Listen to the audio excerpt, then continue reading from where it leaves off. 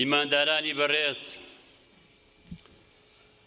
تاعەتان قبوڵ بوو بێ و جەژنی هەموو لایەکیش ئەم جارەش پیرۆز بێ.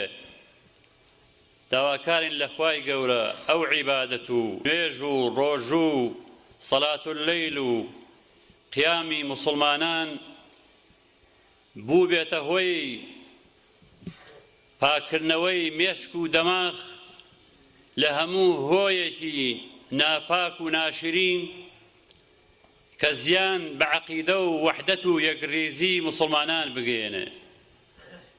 ئومێدەوارم سوود لەو سی ڕۆژەی مانگی ڕەمەزان وەرگیرا بێ کە بەڕاستی زۆر جێی خۆشحاڵی بوو مزگەوتەکانی کوردستان بگرە هەموو عالەمی ئیسلامی.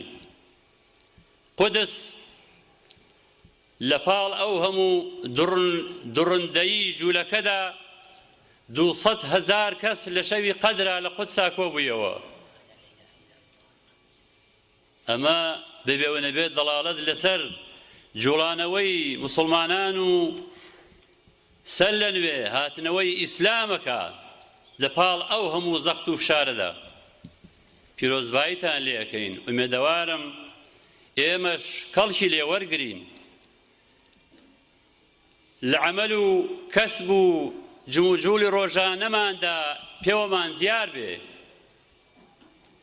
خەڵقانێکی عەلمانی مولحد خوانەناس بزانێ کە ئێمە لەم مانگی ڕەمەزانە لە عیبادەت خانەدا بووین و لە خواپەرستگاکانە بووین و سوودمان وەرگرتووە و تازە ئەوان سوودمان لێ وەرناگرن و ئیسفادەمان لێ ناکەن.